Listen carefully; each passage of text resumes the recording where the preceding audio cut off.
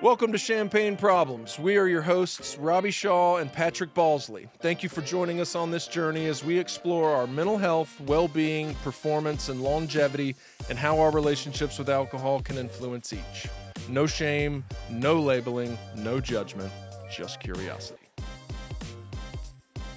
Welcome back, old and new listeners. Today we've got Miles Adcox on the show.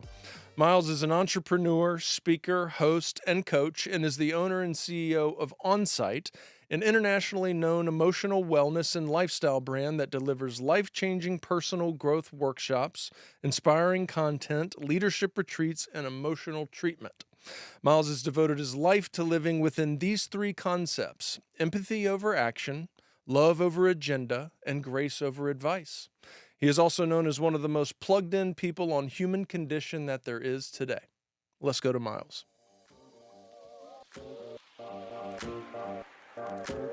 Miles Adcox, welcome to Champagne Problems. Hey guys, welcome. Glad to be here.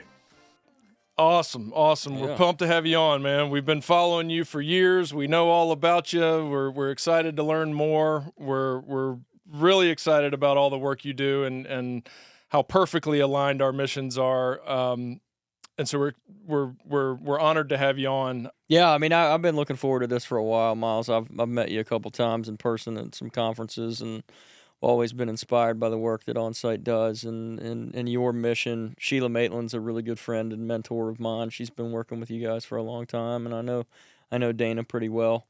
So I've been pumped to get this opportunity to talk with you for a little bit. Thanks, guys. So thanks for coming on. Yeah, it's man. nice to see you again. I'm honored to you guys are having me on. I appreciate and value what you do, but the energy of putting this stuff out here and reaching a lot more ears and eyes. I know you've had some good success with your show, so well done, and great mission behind it too. So glad to be a part of it. Yeah. Well, thank you. Shout out to Jameson Monroe for the introduction. If you recall. Oh yeah, that's right. Back in May, he sent that text out. All right, so we like to start with a little rapid fire to get to know you, Miles. And the first question is, what was your first live music concert and where? Live music concert. It would have been Starwood Amphitheater, which is now closed, but it was a legendary kind of amphitheater, outdoor amphitheater with a big grass hill in Nashville. I guess it would have been one of Nashville's first bigger concert venues. And it was the Beach Boys. Oh, Wow. Yeah. That's a first. Yeah, haven't had that one yet. We've asked this question to a lot of people. That's the first Beach Boys we got. I have vague memories of it. I remember enough I remember kind of the audience. I remember I wasn't, I was younger. I don't even remember the age, but I went with my parents, and I just remember it being a really immersive, cool experience. And then years later, I was working with Music Cares at the time. I say working with them, just collaborating, partnering with them, which we worked with them for years. And they set up at a lot of festivals and award shows and different things. And I was on the circuit there for a few years with some friends, helping them with the Grammys in different places. And there's a big music festival in Tennessee called Bonnaroo. And I was Oh yeah. I was at Bonnaroo with Music Care. Actually, I wasn't with Music Cares that year. I think I was with another artist camp that I was working with. And I had a pass, and I was side stage on the main stage there. And I had to go to the restroom. And I didn't know where to go, and I didn't want to walk all the way back to where we had come from. So I was just looking for anywhere I could go. And I've learned back there, just pretend like you belong and you can kind of go wherever you want. And so I started walking, and I went in this little area where there were some trailers, and I walked in one trailer to go to the restroom, and it was the Beach Boys trailer. So there they were, my first concert. Oh. There was Brian, all those guys. And I literally just said, "Hey guys," and went straight to the restroom. Said hello to them on the way by, but it's a funny story. Wow. That's Very cool. cool. What's your favorite sound? Some of these are weird. Be happy we didn't ask you what your favorite smell was, because that was last week. I would say, oh man, I got a high sensitivity to sound, and I love music. So, but I guess I would have to say hoof beats. Nothing like it. Horses at a full gallop, especially in a herd. Yeah. There's nothing like that sound. That's very cool. I've got a 13-year-old daughter who just leased out a horse about 3 months ago. So we are in the throes of horses right now, which is a first for me. I didn't grow up with horses, but I am learning it very quickly. It's a blast. And it's very enjoyable. Yeah. Yeah. Next question. Who can make you laugh without saying anything? The first person that comes to a lot of people, but the first person that comes to mind would be a colleague of mine that we worked together for probably 18 years straight. And she just left to go chase a dream and another opportunity. She's been gone for about a year, but we're still very tight. She obviously was a great friend and a colleague. Her name's Lizzie McLaughlin, and she's people in the field. If you listen to this, you'll probably know who she is. But she's fantastic, and we've sat in a Blue Million meetings, and she just kind of takes me right back to first grade every time, and gives me whatever kind of side eye look or anything, and we just lose it like we're on the back row at church again.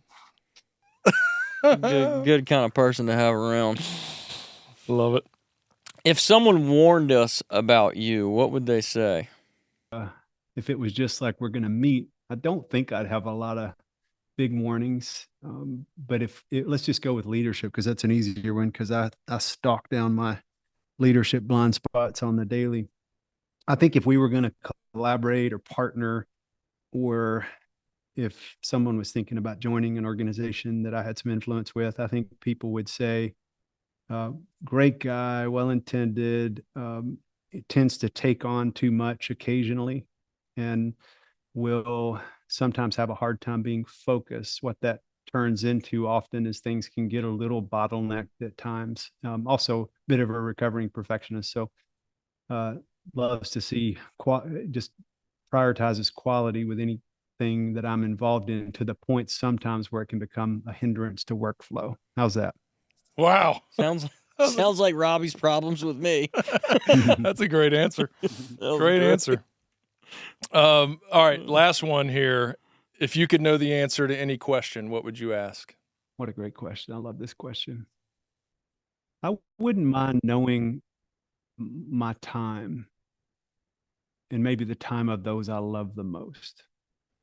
There's part of me that doesn't want to know, because I want to live that intentional all the time. But boy, have I walked with a lot of people as they faced any kind of significant transition, especially a life end transition, and the intention, the meaning and value that they pull into those moments is unreal. I always try to imitate it, but life gets doing life and you forget about that. So I think if I knew if I've got 1, 10, 30, 50, it could keep me a little more rooted in living with more meaning and value. So I'd love to know how much time I've got. Might be scared of the answer, though. Roll with that. Yeah. All right, let's dive in. Miles, tell us a little bit about your early life, and not your whole life story, but some highlights that perhaps influenced who you are today. Sure. Well, grew up in a little small town south of Nashville, little farming community. It's going to be about 65 miles south of Nashville. And I would say a small town left a big imprint on me. I knew everybody knew me, everybody knew everything about you. But there was something hospitable and warm and nurturing about it. There wasn't a table that I never felt welcomed around in my early years. And we kind of, as a community, a little town called Hohenwald, Tennessee, we all kind of raised each other in a way. And that, certainly didn't keep me out of trouble, but it kept people caring for me when I was in trouble. And, there was nothing I couldn't do without a football coach or someone in that community knowing about it and ultimately trying to support me in the right way. So I'd say my small town definitely imprinted me. And I grew up in a really great family, not a perfect family. We did a lot of things really well. And of course, like every family I've had the opportunity to engage with, we missed it where we missed it. And, but one of those that influenced a lot of what I do professionally these days is that, one, my mother was never met a stranger. She was super hospitable, welcomed everyone all the time. And I find myself now loving the hospitality side of what we do as much as I do the mental health counseling or therapy side. I really, really love the way we welcome and warm people. And actually, we use a term in that I've written some articles about called Healing Hospitality. And I really believe the psychology and some of the principles of how you take care of guests has a lot to do with their healing process. So, and I got that from my mom. So that certainly influenced my career trajectory. And then my father was a bit, business guy, entrepreneur driven, and really smart. I didn't get, unfortunately, that intellectual business acumen, i.e., financial acumen. He's a really smart finance guy, but I got enough through his principles around integrity and honesty that it's led me, as in leadership and in life as a foundational component. So that certainly was a big imprint. What we didn't do that well was we had kind of generations of not valuing anything around emotions or feelings. I'd go as far as saying we probably just were illiterate when it came to emotions. And that was kind of a cultural thing in the part of the world I grew up in, but it was really significant in our family too. So but I was fortunate to have a lot of wonderful things, but that thing ended up creating, at least with me, I think I've always been an uber sensitive guy. It created me looking external for a lot of my worth and value. And it wasn't that my family and my core system didn't provide a lot of that. They did. They showed up at games. A lot of the stuff, the people I support today, I got some things they didn't, and I'm grateful for it.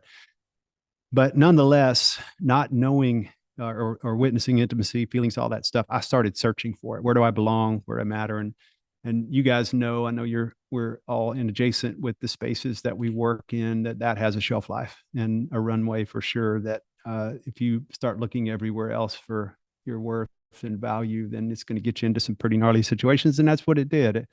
I kind of fit in with just about everybody I could to try to feel okay with who I was and who I was becoming. And that ran its course all the way up into my early 20s. And then it started to get pretty painful. So I would run from that as much as I could, develop a lot of gnarly conditions, codependency, which ended up manifesting into some depression, anxiety, and different things. And so ultimately, though, a lot of those things gifted me with this opportunity to find myself in a position of really needing support and help. And it was through the bumpy road of trying to find the right people to come around me at the right time, to lean into me so that I could open up and get back on track, get my feet back on the ground, and get to know who I was instead of who the world was trying to tell me to become.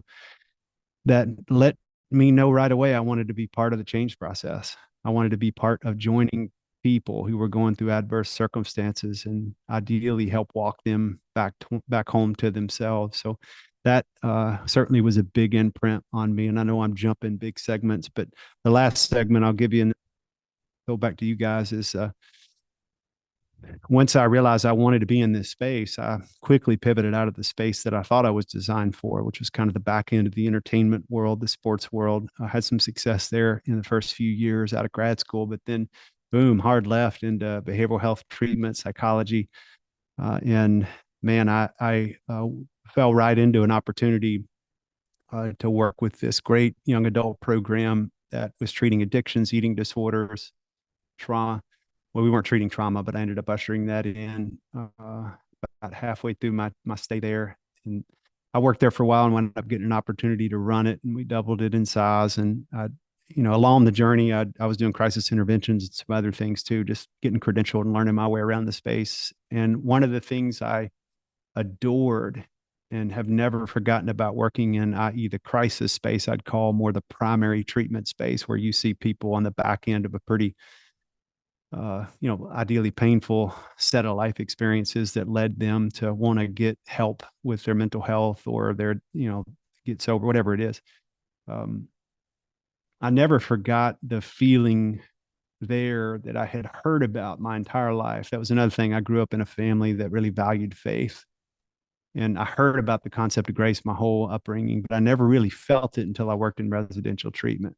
And I got to see it, feel it, touch it every day. And I never forgot that feeling. And all I could think about was, why is it that this gut level core grace seems to only be available for those lucky enough to have some kind of big face plant moment in life, and then they get the right resources and get in the right care with people who love them back to their health.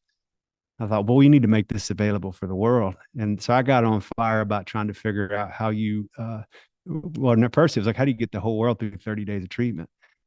But then I thought that's not gonna fly, because ultimately I never look at it as treatment. It's just more like working on ourselves. And but I thought maybe we can get them through a week. And that ultimately led me all the way down the path to becoming part of the Onsite legacy, because we started with those short-term workshops and intensives. So that's what I've been doing for, since 2007 or 8. And I just love it, because we still work with people motivated by crisis to get support and help. But there's a whole lot of people that are kind of the worried well. They're doing quite fine in life, but they just want to grow deeper relationships, grow their emotional intelligence, and they'll come do work with us. And I love working with that population. So, I mean, I know, I feel like I know a lot about Onsite and about the kind of work that you guys do, just through my relationships with some of the people that have, worked with you guys or been through your intensives over the years. And, but I kind of want to hear it from you.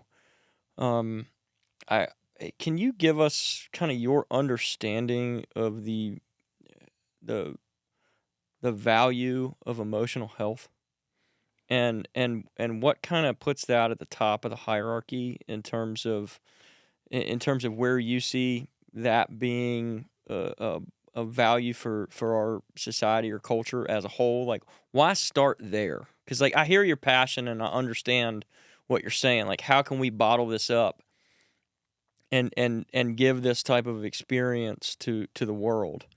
Why so much focus on the emotional health side, or because we look at, physical, mental, emotional, spiritual. Why so much attention on the emotional side? And if I could add to that for our listeners, let's give kind of a definition or an explanation of what emotional health is as well, which I'm sure would come naturally in that. But sure. It's a really thoughtful question on both your. I appreciate even the question to contemplate. We'll have to try to get clear on the answer, or else I could really get on a that soapbox, because I Miles. believe a lot in this. That's why you're here, man.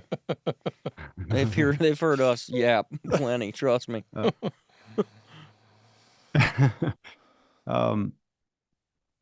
If I were to define emotional health, I think I would just say maybe having power, understanding, strength, empathy around your mood, your feelings towards yourself and other people. So power, understanding, strength, and empathy around your mood, your feelings towards yourself and other people. And why is that important? I think countercultural to slow down. It requires presence. It requires us to slow down. And it doesn't fit with a lot of the context of what we measure success by in today's culture and society. So, but ultimately, it is the secret sauce to healing hearts. We see it every day, no matter what the struggle or what the medicator. When we slow you down and limit distractions and quiet your mind and regulate your nervous system, ultimately we elevate your emotional health. So it's being grounded. I think it's engaging with what I would call our superpower, which I think is self-awareness, which I think is a core context of emotional health. I think so one of the foundational principles is knowing myself enough that I can reset and respond in real time versus react in real time. So I see a lot of reacting now, especially right now, because as a culture, we're in a bit of a polarized disposition, and everybody's kind of in their corners a bit. And that happens oftentimes after significant traumatic worldly events. So it's predictable, but it's hard to navigate. And I believe emotional wellness, emotional fitness, emotional health holds a bit of a key for us to understand ourselves a few layers in, so that we can better empathize with the person in front of us. And I think that simple recipe, i.e., when I become more aware of who I am, I can have more empathy on who I am. And really all that means is we all attract, and nobody escapes adversity. Life is designed for us to run into and bump into ourselves, which means we collect this baggage along the way. But often we're not conditioned to be able to offload the stress we consume. So it compounds, and that's trauma. That's psychological and emotional trauma. So we all walk around with that, which causes us not to really connect with the person in front of us. It supports us to connect through 3 layers of whatever bias lens we are living with that have had negative life experiences. I say that all the time with people that come into our ecosystem. I say, I hope I'm able to support you as someone in leadership. I'll do everything I can to earn your trust and respect and be able to sustain and maintain it. But just know up front, you're never going to look at me I say never, that's not the right frame. You're not going to look at me through the lens of your most optimized leadership experience. You're going to look at me through the lens of your worst historical leadership experience, because that's what our brains do. And so I already know the deck stacked against me a little bit, and you're going to read my micro expressions and almost wait on me to let you down. And I think that's okay. I think we can work through that, especially with a little bit of emotional health and self-awareness on board. And I call what we do, I've got a podcast that's going to be launching in January, a new one I'm excited about. It's called Human School, and I've got a book that's going to accompany that. And really, I wrote that down on a napkin years ago when I was on my own journey and then getting into our space. And I really think that's all this whole journey is. It's how do I learn to be more humane to myself? And in turn, I can then be more humane to you. And I think that simple recipe creates a better humanity. So I think that's really emotional health wrapped up in a bow there. Is Human School done? Is it like ready to print? No, it's not done. I'm in the process, probably halfway through the book process. If I could focus a little better, I think I'd have it done by now.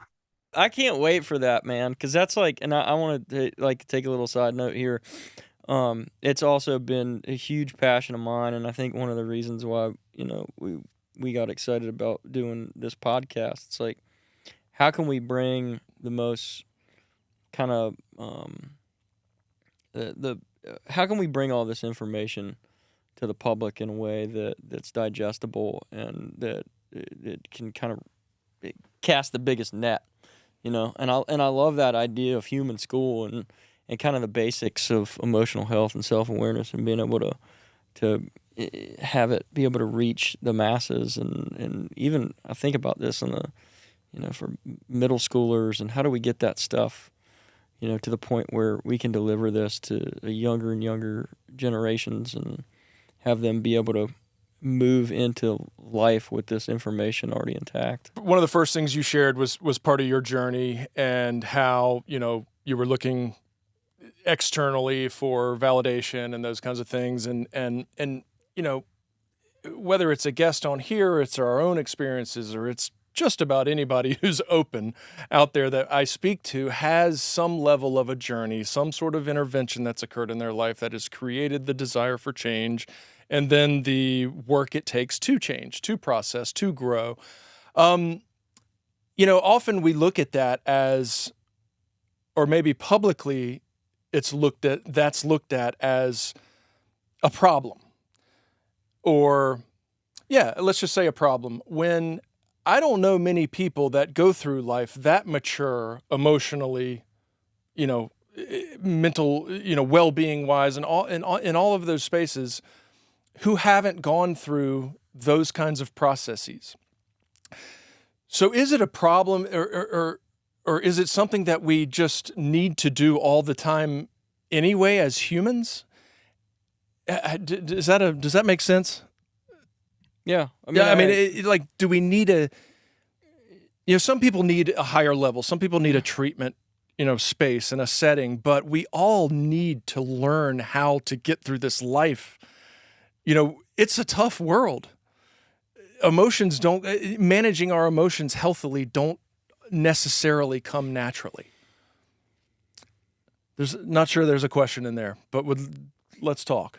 I appreciate the way you're thinking about that. And I agree. I don't know that I would necessarily describe it as a problem, but more of an opportunity, because we both know that's one of the things that would give people like us a bit of optimism with what we've all been up against in the last few years from 2020 on, is having set front row for thousands and thousands and thousands of people going through adverse life circumstances. We know, given the right circumstances, tools, time, that on the other side of that, there's a great opportunity there to come out of it better than we came into it. And I think that exists too for humanity. I think this could cycle back in our favor, and we could all come back out a little bit more heartfelt and connected. I'm hoping. In the middle, it's a hard to, but I think it's more of an opportunity. I do think we're naturally wired and designed, however, to manage, express, identify, clarify our emotions, because it happens so naturally in our developmental years, especially as kids and babies. I mean, they're just unapologetic about what they're feeling. Of course, they're not fully developed, so you could argue that, their brain's not. But I think they get more culturally conditioned to keep it together, not to cry, to pull it back in. And so I think I used to say the same thing about our work at Onsite, because we have an experiential model. And if you were to really get in there without context and have no idea what we're doing, it'd be a little weird. It'd be like, what is this? What are you doing? Therapy would be considered a little weird to people if they've never had any context. But I don't think it, and I used to say to people, I said, I know what we do here feels a little abnormal and different from the way people interact in the world. Now I think it's opposite. The last probably 7-8 years, I've been saying what we do here is probably normal, and what they do in culture is not so normal, because you don't have to walk around armored up and pretending like you got everything together, and you get to get real, and you get to, all those things. So I do think there's a natural element that we have to work back towards nature, nurture side of the way we're designed, and try to wash out some of that culturally conditioning. But I do think, I'm a parent to 2 young kids, a 6 and a 4-year-old, and I certainly try everything I can not to prevent them from bumping into obstacles and falling and climbing and taking risk. And because I fully subscribe to what you're saying, there's no other way to learn that. But the one thing I'll say that I'll push back, I'm not pushing back on you, but I'm pushing back on an old theory that I heard a long time ago. And I know we've all heard it that have worked in and around our space, which is that if people aren't ready to get help until they hit a bottom. And we used to say that all the time. Well, they hadn't hit their bottom yet. And I don't subscribe to that. I don't think it's that black and white. I've seen people at all levels of the journey wake up to the idea that they can live better, more productive lives. And here's the other side of that coin: is I've seen too many people die at their bottom, and I'm not willing to sit around and wait and accept that. And I think intervention can happen at any time. And so, yeah, do I think people should have naturally bump into problems in order to grow and learn? Yes. But if we can prevent unnecessary loss, by giving people tools all along the journey, I would love to do that, because I think there's a certain necessary level of pain in humanity that is probably required for change. But I also think compound, unchecked pain becomes unnecessary and ends up, cutting life too short in a lot of circumstances, if that makes sense. Yeah. I don't know if I answered your question. Exactly. And I think we have a lot of opportunity now, and I'm really hopeful. It really just over the last few years, and I don't know if it's because of the stuff that I'm engaged in, but I feel like it's us as a whole. We're having more opportunities to inspire each other into this stuff too. And that's why I love that idea of human school and having kind of a baseline understanding of like developmental psychology and emotional health that we can all agree upon, and a framework that we can work from. And if we could have that, it would make things a lot clearer of, what are the things that are getting in the way of that. And I think we'd be able to meet people, way before they reach that point or that pain threshold that usually throws them into some type of intervention or into a place like treatment or even seeking any kind of help. And that's why, another reason why I've appreciated what Onsite does and kind of how it brings leaders into those positions to where they can do their own work and inspire people that they lead to do theirs too. So, yeah, thanks for that answer. That was great. I want to bring up pain, because I know that's a big part of this stuff, and you're probably familiar with the book Comfort Crisis. That theory rings so true to me. I have a history of addiction and all the stuff, and a lot of it, obviously, when I break it down and map it out, I can attribute it to various things, and it gets super complex. But a big part of it is my pain tolerance, physically and emotionally. I can't take it. I don't like it. It's uncomfortable. It hurts. It's sad. It's angry. All those things, man. That's where and I know I'm not alone, hence the book, or hence the theory, none of us like it. It's tough. It hurts. But I also know that the answer is in that pain, and the freedom is through that pain. I would love to hear you speak a little bit about that. Yeah, definitely. I like everything you're sharing. I think I align with it. I wrote down the name of the book. I love the title. I don't know that I've read the book. I Oh don't man, think I you'll have. love it. So give me a high level of the Yeah, theory real quick just that you're our describing. American society lending itself to convenience and comfort, and us evolving in a way Mm. now that we're just we don't we we run from any discomfort. Perpetual avoidance. Right, exactly. Everything. Yeah, we definitely the modern world is not built for anything other than comfort and convenience, I would say. Like I uh, have run into some challenges with autoimmune issues in the last 2, 3 years. I just kind of out of nowhere. And I've always felt like I've been a pretty healthy guy and have stay really active and never been overweight or anything like that. But I've never paid much attention to what I ate up until really the last few years. You know, a little bit, enough that I wasn't eating sugar all day. But I grew up where you just eat, Yeah. you know, it's fried, and if it's good sugar and it's fried, it's good. And I when I began to pursue a Western approach to what the heck's going on with my body, I feel fatigued and tired all the time. Zero answers. Top specialist in the world, zero answers. But then when I dug in and I realized that a lot of what I'm experiencing, and I finally were able to land a diagnosis and figure out my way out. And of course, initially it was like, take this drug, take this, take this, take this, take this. And every bit of that made me worse until I started to completely change what I was eating and began to eat really clean, which led me down the path of exploring what's in our food. Never asked that question, Yeah. never thought to. Just assume that what's in our food is okay. And my goodness, Horrific. 80% of what we It's eat's not got food. poison in it.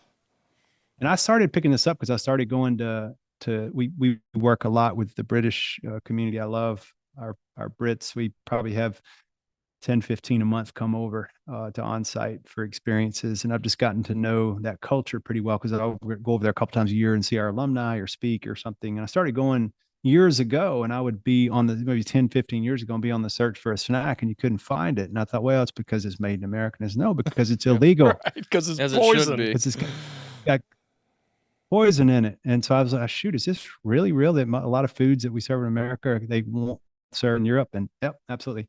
So I say that to say, I didn't know what I didn't know. And when I started to know it, my behavior started to change because I was motivated by pain. And now this is a long way for me to get to the metaphor I was going to use to answer your question. I've started slowing down, and I realized in a modern world, I can't go get that food. I have to then prepare it. It's like, I don't know how to cook. I never had to cook. I did what, my mom was amazing. She 3 meals a day. She cooked for me. I don't know how to cook, but I'm starting to learn how to cook. And then I learned the stuff I was cooking, and I was getting a little better. And then I was like, shoot, I'm learning how to cook. And then I realized what I was cooking in was toxic. I was using all those pan. And so I'm really into cast iron now. Like of about 4 or 5 months, I'm a cast iron geek, and I've been collecting it, looking at it and cleaning it and learning how to cook with it. And the metaphor for it is so cool for me. Like every day I wake up and I don't just throw my pan on the temperature I want to cook on and throw bacon in the pan and start to cook and where it fries immediately. I'm like, nope, you got to give it about 20 minutes to warm up if you want to cook at the right temperature. You got to ease into it. You got to take your time, and you have to immediately nurture and care for what you're using afterwards. Now, thankfully, it doesn't come with all the toxins that everything else we cook with, but you can't rush it. It's not convenient, but I've learned it is comfortable to me because it kind of sets my mind, makes me wake up a little bit earlier, and it sets my mind on the right pace. And it counters against that pressure, that push, that rush that we live in today, that I believe is a catalyst for a whole lot of the challenges we're navigating. So I'm excited to read that Comfort Crisis book. So I know I didn't have a lot of educated thought to put in that other than I really align with that. I think we over nurture or over protect one another too, and insulate each other from, challenge and pain. I'm seeing a lot of that in today's culture. And I just think it's hard to navigate, know what to say. I'm trying to teach my son before he really gets involved into sports, the value of losing and the value of winning instead of just the value of participating, which is what most of the leagues are teaching them now. because I think I think there's a lot there, and I know that could be controversial, but it is what it is. I do think we over insulate, and then also we lean towards convenience, and I do believe it's a bit of a crisis. I gave a big metaphor of food, but you could take any lane, and we're just not wired to grow, change, and heal with that on board. We're just wired to move really fast and avoid our pain, like you said. Let's talk about Onsite, man. How did I guess you said you started back in 2007. I know that Onsite's been around longer than that. Can you give us a little history, and then tell us how you got involved and how you got to where you are, and the kind of the evolution of the programming too, if you want to take some time? Yeah, thank you. Thank you for asking about that. Onsite is this beautiful legacy that really predates me. It goes all the way back to the 70s. It was a woman named Sharon Weichstrider Cruz, and she really was an amazing pioneer in our space, especially as a woman in the 70s. There were no women that were really breaking the glass ceiling and getting any theories, thought, change modalities out in, it was kind of a guys club back then. And she did. She pushed really hard. As a matter of fact, her story is wonderful, and I'll give you a 30-second version of it. And she had an alcoholic father, and he ended up suiciding, and she found him. And so she had a tremendous amount of pain on board and didn't know how to get help for that pain. And she wanted to understand not just the disease of alcoholism, she wanted to understand why she was in so much pain, and had been both pre and post her father's loss. And so she literally went door to door to treatment centers. And at that time, treatment centers were all men. It was all men's treatment. And if you're a woman, you went to the psych ward, And so she went door to door to men's treatment centers, seeing if she could get treatment. And so she would literally knock on the door and get turned away because she wasn't an alcoholic, and there wasn't anywhere to go. And so finally she knocked on the door. I think it was in Center City, Minnesota, and it was like a 12-step men's alcohol treatment program. She knocked on the door, and this is her words. I hope I'm getting them right. They may not be exactly right. I was just with her last weekend celebrating her 85th birthday out in Colorado. And she opened the door, and the guy took one look at her and said, "Your dad was an alcoholic." And she just fell into tears, and he invited her in, and she did 30 days of treatment as a woman, non-alcoholic, in an all men's rehab. I just think that's beautiful. And from that, she realized we are leaving a big part of the picture out. We're neglecting the system, the family, everyone else that's been in this trauma cycle and this pain. And we need resources to be able to support them. So she started with building resources in the original Johnson Institute, which was that original intervention, kind of where intervention came from. And then built the concept of on-site workshops. I think it was on-site workshops, training and consulting initially. And she would take workshops to other programs and places, and then she would find remote locations to do family of origin work. And she was a founding chairwoman of ACOA, the Adult Children of Alcoholics movement. She was one of a handful of women to kind of make the last run at getting codependency in the DSM, which it didn't end up getting in there, but they kind of coined the definition of codependency back then, her and some of the other women that were pioneering at the time, and just did some amazing things, and ultimately found herself starting what became a legacy that I would carry the torch forward. And she handed it off to a couple that had it for about 10 years. And I acquired it in 2007, 2008, somewhere around there. And then I was, at the time, I didn't even know this history. I just knew Onsite was this retreat center, and that's what I was after. I really wanted a retreat center to try. And I was trying to find that line between the self-development world, which was the Tony Robbins and that whole era. They were, it was going nuts at that time too, and the treatment world. And I thought there's something in the middle of that, because they get the worried, well, they prevent probably a whole lot of people because they get them into their passion. And we get the crisis in. And I was like, what about the middle? How do you get the middle? And I wrote a business plan out and wanted to develop something like that, because I felt like that was what I was really struggling with. And ultimately it led me to Onsite, and Ted and Margie, we're kind of the second generation after Sharon. We started this long engagement of conversation. It took about a year of kind of, interviewing one another to see if I could be a good fit for the succession of Onsite. And at the time, I wasn't really interested in the business. It was a good legacy business, and they had an amazing clinical product, but the business wasn't that great, because I'd come from the treatment industry, and I was like, I just really want a retreat center. I've got an idea. But the more I learned, the more I realized that a lot of what they were doing really needed A, to be modernized, but B, it really needed to be here. It didn't need to go away. It was a beautiful legacy. And I was like, I don't need to reinvent the wheel. I just need to carry this one forward. And thankfully, I've been able to do that. And of course, we have innovated, grown, and changed and built some new lines of service, but we still have that anchor into our history. That's just a beautiful thing. And what we do is we've got a campus about 45 minutes west of Nashville on 300 acres. I'm a big horse guy. You heard that, I think, in the beginning about the hoofbeat comment on sound. And so we're on a horse ranch and got about 100-bed retreat center, and people come in for a series of workshops or intensives anywhere from 3 days up to a week. And we also have a small kind of boutique residential program just because I couldn't stay away from it forever. I really love that work too. But our primary there is trauma, anxiety, depression. It's called Milestones. We share a campus there. We've got a second location out in San Diego County. So that's just a brief version about the history of Onsite and Onsite. Golly, we might have to trek over there. It's not too far from us. Yeah. I was supposed to go last fall when you guys had the professionals week. I got to get over there though. Sounds incredible. And then I saw recently the Urban Wellness Center. Is that what it's called? That's what I called it that day. My team was like, well, we haven't heard that from him yet. You're out. Surprise, surprise. You got the cart in front of the horse, or a horse in front of the cart again, or however that goes.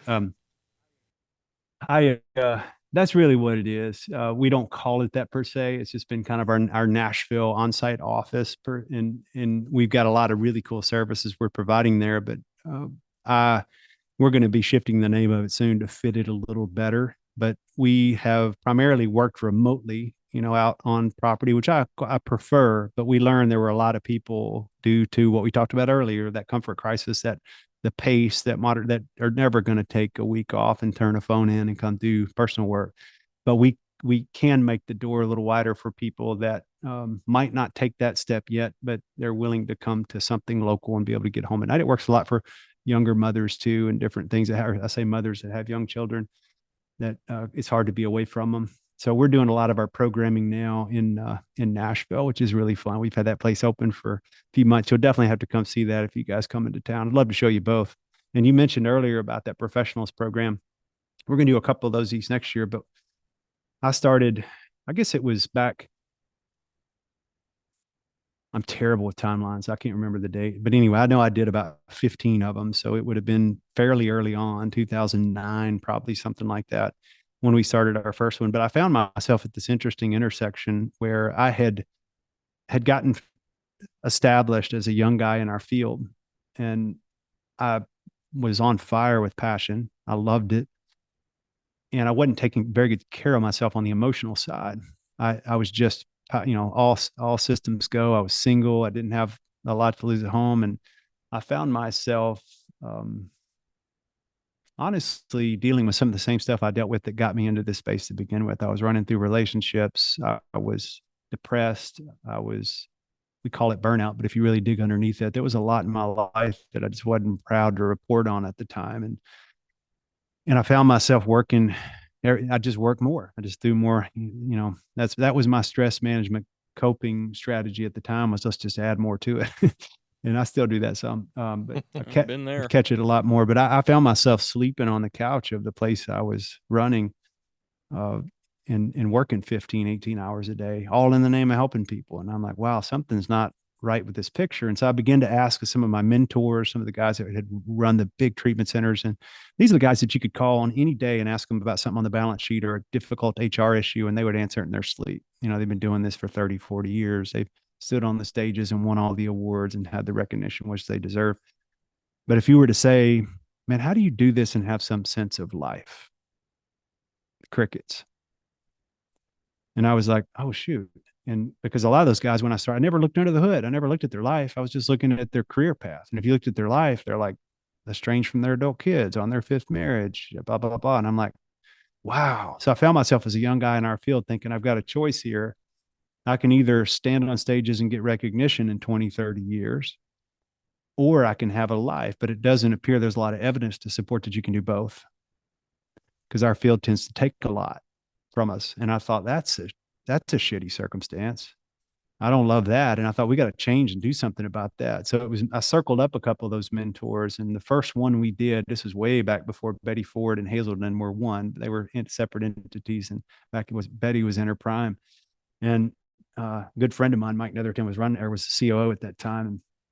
And he and I and a couple other guys got together and said, why don't we just circle up for a few days and talk about the real stuff that's happening in our hearts as leaders, the stuff we're scared of, the stuff we're afraid is going to be found out. Because I learned I wasn't alone. A lot of people struggled with that.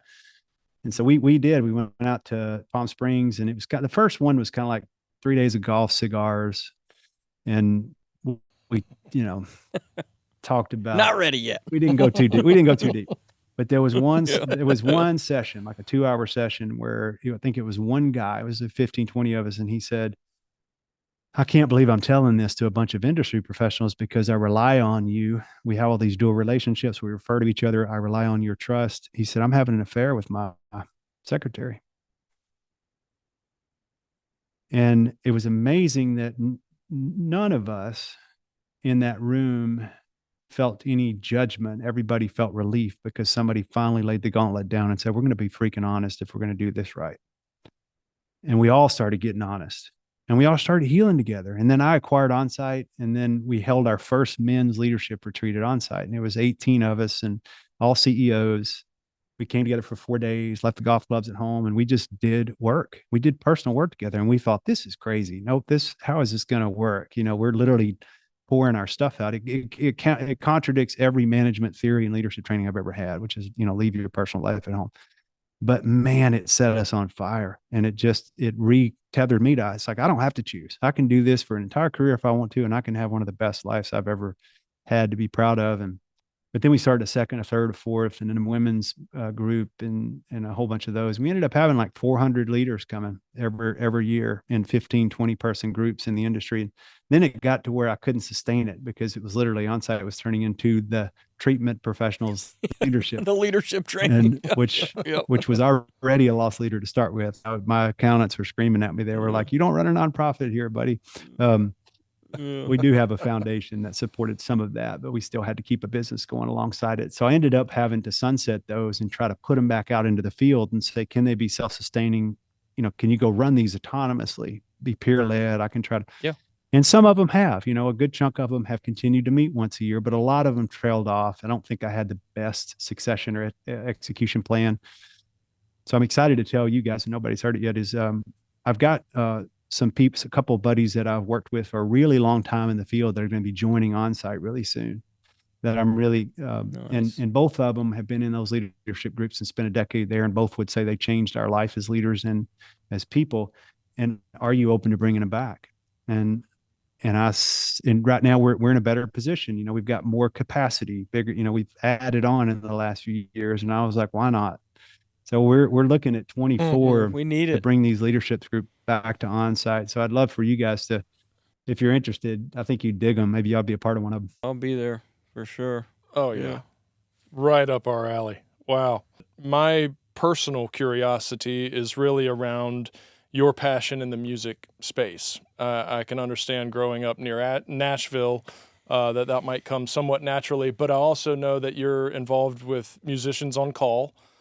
I dug into that recently and find that to be really, really incredible. What a valuable service. But I would also love to hear, well, first, where does your passion for music come from? Second, let's talk a little bit about music as therapy and why that is so effective. Thanks for asking that question. That's thoughtful. I appreciate you doing that research. And yeah, music. So growing up in a system where we didn't express emotion regularly, but yet we all are emotional beings, there are other outlets that will either invite or provoke that and or condense it and restrict it. And music for me was one of the invitations. As a teenager, I found myself privately in my room and I would cry to music or I would laugh to music. And it woke up another part of my senses. It almost scared me because I was like, are you supposed to be feeling these feelings? These are the ones I think you're supposed to run from. But there was something about it. I felt this freedom, and it woke up parts of my senses. And so I feel like when I got into our space, and then when I was one of the first guys to ever do interventions in Nashville. There was just nobody doing them. Now Nashville is, growing and thriving. There's all kinds of people doing them.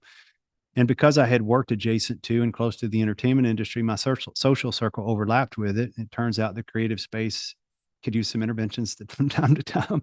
And so I wound up kind of being the guy for the music industry in Nashville initially. And Nashville, at that time was considered kind of one-dimensional. Everybody thought country music Nashville, but it's home to both the Christian and country music recording industries. But now it's multi-genre. It's one of the three big pinnacles in the states anyway, with LA and New York and Nashville that have major recording. I hope I'm not offending my friends in Austin and other places, because I know music's big there too. And you guys got other great things going on, but I'm talking about like the infrastructure to support major recording labels, all that stuff is there. And it was just natural that I started working in and around that space, and I just kind of stayed with it. I continued to develop good relationships, and I realized one day, it's like, why are you doing this? Because trust me, there's a lot easier populations of people to specialize in than music and film, and public people in general come with all kinds of nuanced challenges. And I'm working twice as hard as I could be, and there's plenty of people to help in a lot of other industries. And I really felt, if I go back to my bedroom as a teenager, when I found myself crying into music, somebody created that, somebody recorded it, somebody performed it, and then it got in my ears and began to teach me that feelings are okay. And I just felt I owed a debt of service to keep creators in the game doing what they're doing. And now I watch this on the daily, where I get to sit behind the curtain. Nobody knows I've engaged with, the majority of people I've engaged with, but I get to see them in one night influence more people in a sold out stadium than I might in my entire career. And they're the ones that are shaping the culture for my kids, not my local pastor or their school teacher. It's Taylor Swift or whoever. You name an artist. And if I can help influence those folks spiritually and emotionally and keep their feet on the ground, so that what they do say, they say with intention. When they do see somebody who's looking for some kind of hope and meaning from them, that they're able to meet that with compassion and love and grace. And one of my proudest accomplishments is when I love working with new acts, and thankfully now Nashville and other genres have really adopted me as somewhat part of the music industry. I got introduced that way, not, maybe 3 years ago, backstage at a music event. And I was with an artist and with kind of a legend in the space. He'd run a bunch of labels, and everyone was going around and, "Hey, who are you?"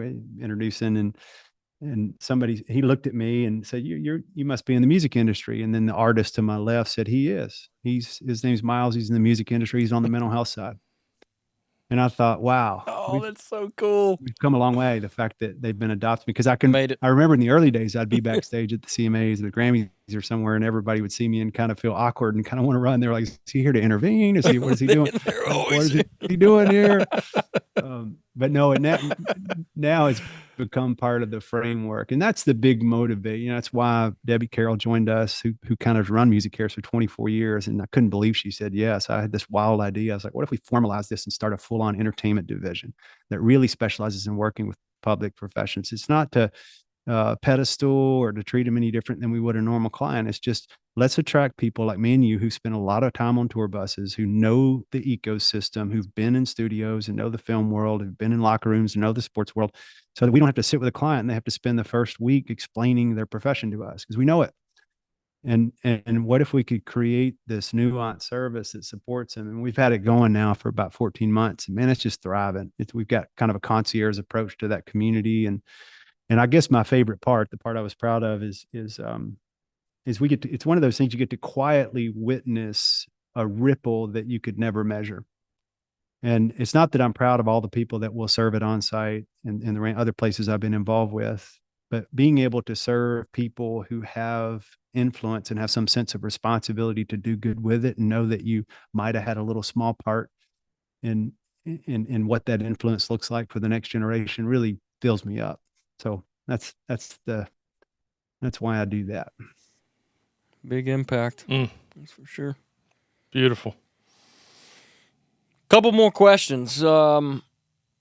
And these are kind of our last two that are kind of power questions that we'd like to ask everybody to leave us with a couple tidbits of wisdom from your own personal experience. But if you could give our listeners a couple, like your top 2 or 3 things that you do in daily practice to maintain your emotional well-being, what would they be?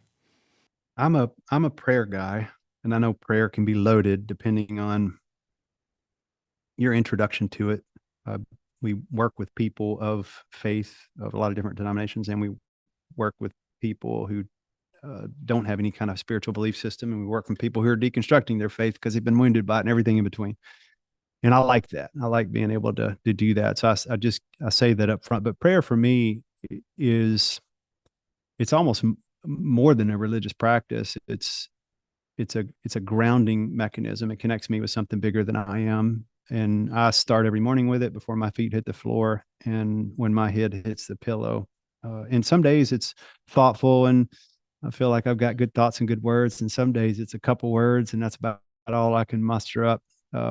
I think it was my buddy Earl Hightower years ago. He said he was talking about prayer, and he said, "Man, my prayer at one time when I was so angry at God, he said I would wake up in the morning and I'd say whatever, and he said at night I'd say enough." He said two-word prayer twice a day, and I thought, you know what, that's pretty amazing. But he's still praying. It's amazing. So prayer is a big one. My form of meditation is movement and being outside.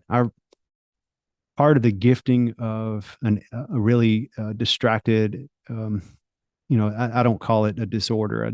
It has limited me significantly at times, being attention distracted, is that we have the ability often to see patterns and to get in rhythm with nature and to notice things that it's ability to hyper focus on certain things and almost zoom in. Now, often you can zoom in on the sap coming out of a tree and spend 3 hours on it, and everybody's wondering what happened to Miles. But it does really fill me up. So if I'm outside, if I'm moving, if I'm walking once a day, I've got to be outside. I'm outside more than I'm inside, no doubt, but I'm out there as much as I can. That's another thing I try to do every day. Got it. All right. Miles Adcox, why do you care so much? It's hard to put words to the why. I spend a lot of time on the how and the what. But if I really, I guess, strip it back, it's today I had a day. It was a Monday. It was just everything that kind of could have gone wrong went wrong today. It was almost, it finally got to the point where it was kind of comical. Started out with losing a phone, which turned into a flat tire, which turned into being locked out of something, which turned into me recording out here in the middle of nowhere at a buddy's farm that I'm locked out of the house and doing it on the patio, which is why our video is probably a little spotty. God. And I feel bad. I feel bad because I know you guys have a big show, and I was even going to offer up front. I was like, if the connection doesn't work, I'll re-record, but hopefully it did. But I just kept, it's just one thing after the other, after the other, after the other, after the other. And I was really wrapped around the axle. I had kind of gotten my buzzard goggles on, and which is kind of, I don't know if you see buzzards, they'll fly over thousands of acres of green grass and beautiful flowers, and they find one dead rotting carcass and they just circle it and can't see anything else. And I was there a little bit, and there was this funny thing that happened because I got caught on I-40, which goes right through Nashville. I forgot to mention that. Ran out of gas. Hadn't done that in 20 years, really. And ran out of gas, and I didn't feel comfortable sitting on the shoulder of the road on an interstate because I've got kids. I don't think of myself as indestructible anymore. And I was like, I got to get off the highway. And so I hoof it. I start walking, and I'm on an intake call. You guys know what that is. I've never given that up because I still love those when they come through. But I was on an intake call, walking up I-40, eating a sandwich in one hand, a smoothie in the other. And I'm just walking down the interstate, and I'm thinking, boy, what in the world are we doing here? So I walk off an exit. I get down to a gas station. I buy a 2-gallon thing of gas, fill it up. By that time, Ashley, who directs my office, had come pick me up kindly. We head back to my car. We pull off. It's one of those gas cans that has all these safety things. You can't even use I don't know if you try to today's. You can't get them open. What in the world are they doing? And so I'm just fiddling with that. And I'm trying to get, because these cars are flying by us. And I'm like, you got to be kidding me. I've got 2 gallons of gas, can't even get it out of the hose. So I unscrewed it a little bit, and then it spilled all over my hands. And I had to go to a meeting, and I was like, this is perfect. It's just almost too good to be true. And so I pulled it back on, and I put it in the back of Ashley's car. And I was like, I put napkins down, and I was like, the worst smell you can ever try to get out of a vehicle is gas. And I said, I really hope this doesn't. And sure enough, 2 drips on her carpet back there. So like, it's got to keep going. And we had this moment where I got out of her car and into mine, and I said, Ashley, I'm so sorry. I know I'll pay for your car to get detailed. Blah. And she said, why? And I was like, well, it's got this smell in it. And she said, I like the smell of gas. And it was like, it just flipped it for me. And I thought, I am hyper focused on everything that's going wrong today. Now, there was a lot that went wrong today, but I am missing that my car broke down right beside Tennessee fall leaves. It was the most beautiful yellow and orange tree you've ever seen. Everything's changing right now, and it's gorgeous. And I got to take a walk in the middle of the day outside.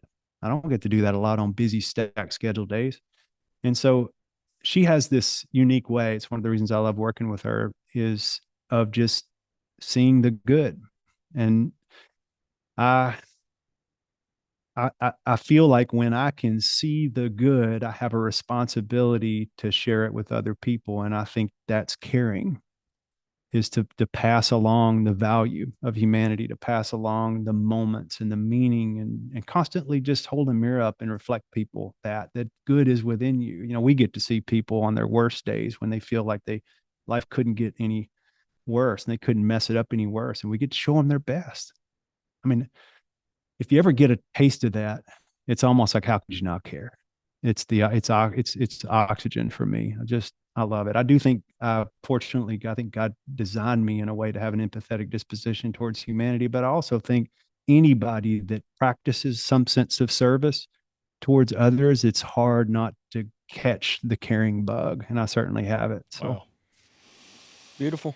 Good stuff there. If we already knew that you were a good man, Miles, but the fact that you didn't reschedule after that kind of day, Yeah. you're a good man. So thank you. Thank you. yeah, guys, thank y'all. The information and opinions shared on this podcast are solely those of the host and guests and are not a substitute for medical advice. If you feel like you may need professional help, here are some resources. Visit Patrick Balsley's practice, sanacounseling.com, Robbie Shaw's practice, eventiderecovery.com, or visit theblanchardinstitute.com.